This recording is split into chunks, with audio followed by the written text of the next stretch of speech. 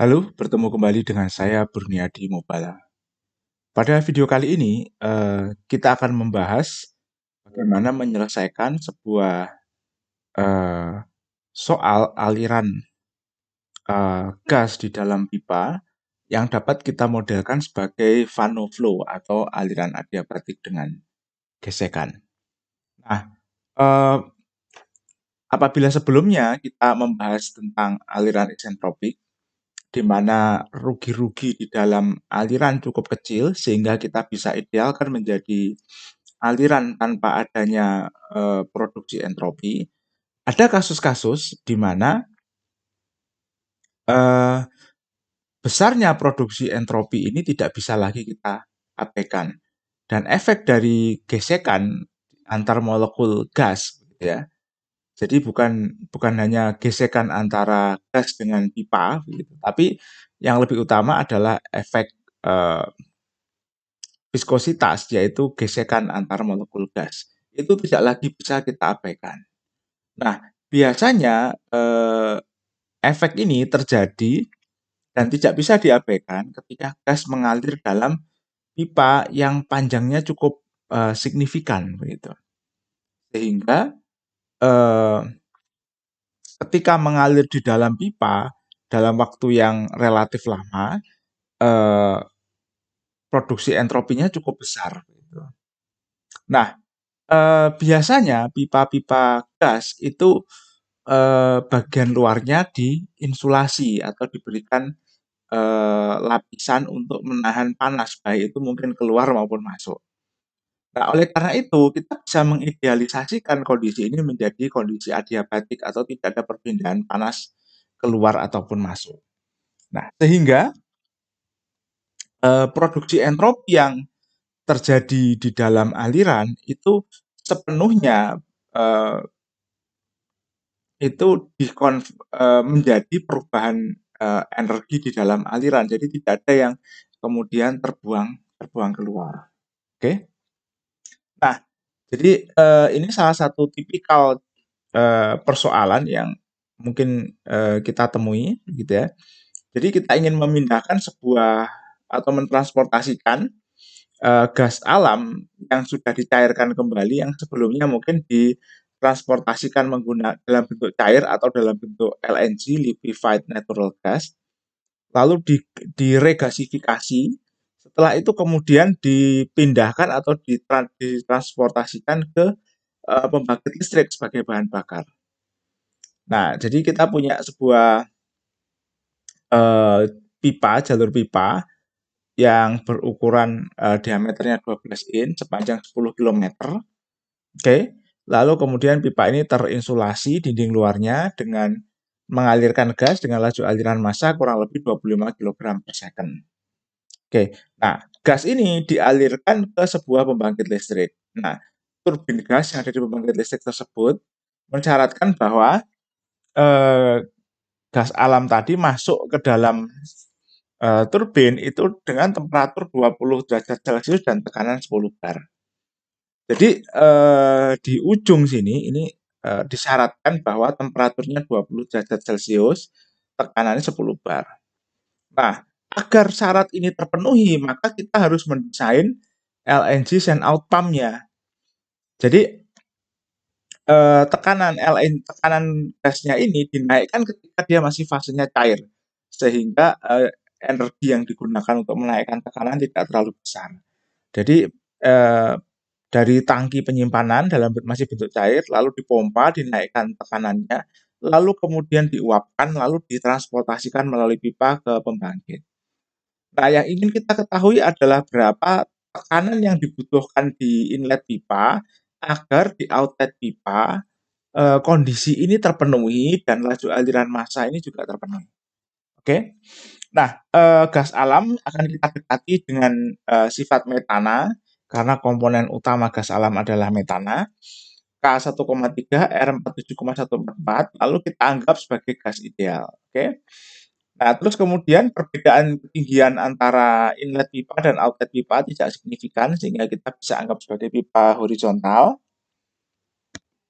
Oke, lalu pipa ini memiliki koefisien gesekan yang seragam yaitu 0,014. Oke, dan kita bisa memodelkan alirannya sebagai aliran adiabatik dengan gesekan. Oke, nah tujuan kita adalah mengetahui berapa pressure drop sepanjang pipa, berapa tekanan dan temperatur yang dibutuhkan di inlet pipa, begitu ya. Nah, kita akan mulai dari menentukan massa jenis di outlet, kecepatan aliran di outlet, kecepatan suara di outlet, bilangan Mach di outlet, lalu kita tentukan parameter koefisien kerugian maksimumnya, FL max per D di outlet, lalu FL per D, lalu FL max per D di inlet. Oke. Lalu kemudian kita tentukan bilangan Mach di inlet, temperatur gas alam, tekanan gas alam di inlet, lalu kita hitung pressure drop, lalu kita hitung kecepatan suara, dan kita tentukan kecepatan di inlet. Oke. Nah, dari variabel yang dan parameter yang diketahui di atas, kita listing ulang. Oke. Panjang pipanya 10 km, 10.000 meter, diameternya 0,3048 meter, dan seterusnya. Oke. Nah, pertama massa jenis gas alam di outlet. Karena tekanan dan temperatur di outlet diketahui, kita bisa menggunakan persamaan gas ideal untuk menghitung massa jenis di outlet. Kita peroleh 7,9568 sekian kilogram per meter kubik.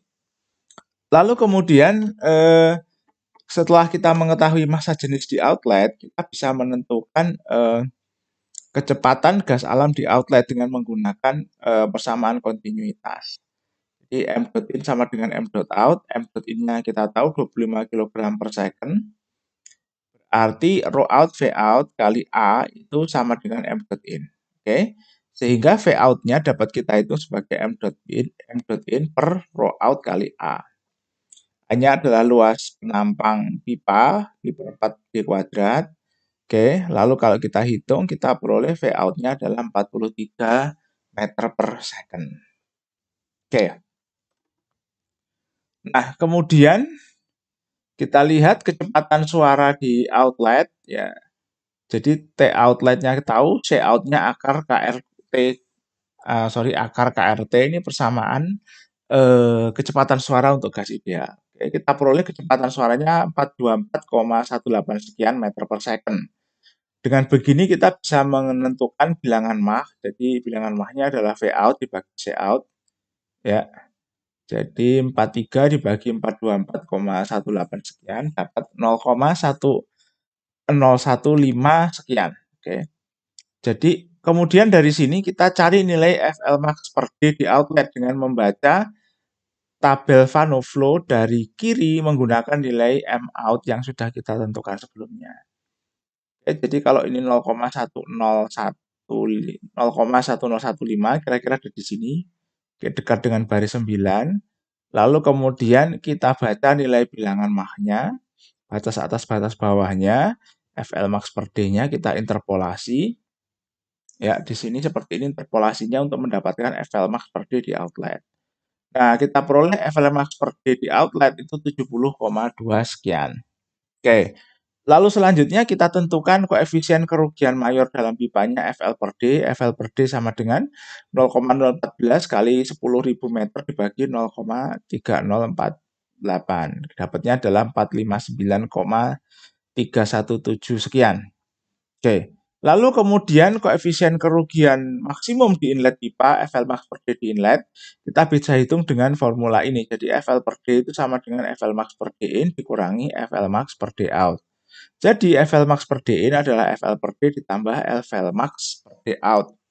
Kalau kita masukkan nilai yang sudah kita peroleh sebelumnya, kita peroleh FL max per D di inlet itu adalah 529,5244 sekian. Oke, dari sini kita baca bilangan Mach di inlet. Jadi kita baca tabel Van Flow dari kanan menggunakan nilai FL max per D 529,5 sekian. Jadi antara baris 2 dengan baris 3 kita baca ke kiri, kita ambil nilai bilangan Mach-nya. Oke, dari sini kita dapatkan ML 0,03, MU 0,04 dan seterusnya. Dengan menggunakan metode interpolasi di inlet kita peroleh bilangan Mach-nya adalah 0,0385. Oke. Lalu kemudian selanjutnya kita tentukan temperatur gas alam di inlet. Nah, berdasarkan teori Van Flow itu temperatur stagnasi di inlet dan outlet itu sama. Jadi kita bisa tulis seperti ini. Nah, dengan demikian rasio temperatur inlet dan outlet ini bisa kita kembangkan menjadi T in per T0, T0 per T out atau T in per T0 in dan T out per T0 T0 out per T out. Nah, ini bisa kita balik seperti ini. Jadi nilai T in per TO T0 itu kita bisa baca dari tabel isentropik atau kita juga bisa hitung menggunakan formulanya seperti ini ya.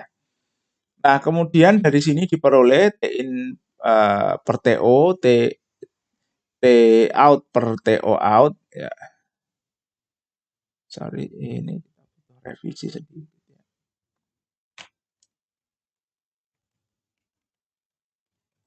Iya, ini T out.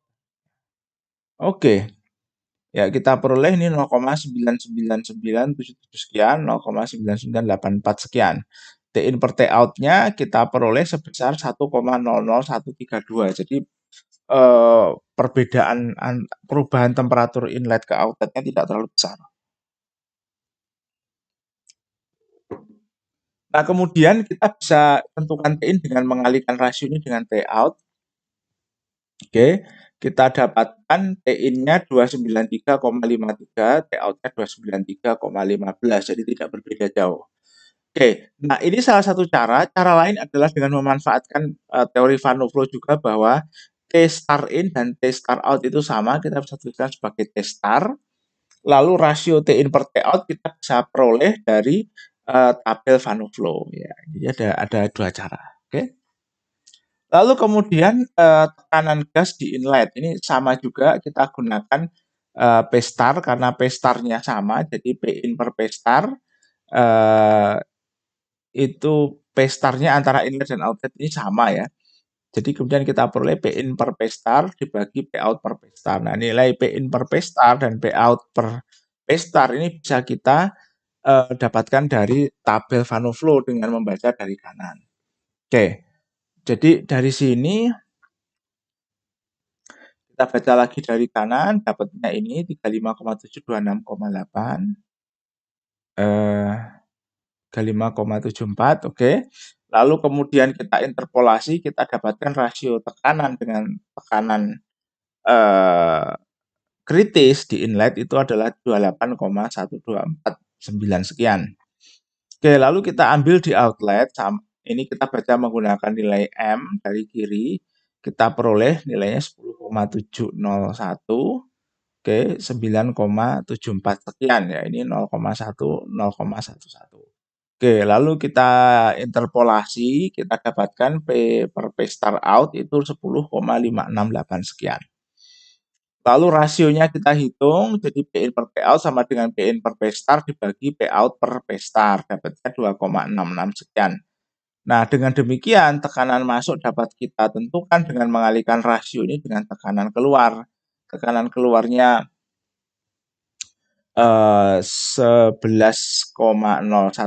bar absolut kali 2,6613 sekian diperoleh tekanan masuknya itu dia sekitar 29 bar. Lalu kita tentukan kecepatan suara di inlet Cin, ini akar KRT in diperoleh temperatur innya dapat dari persamaan sebelumnya ya, dari perhitungan sebelumnya, dari sini diperolehnya. Lalu kemudian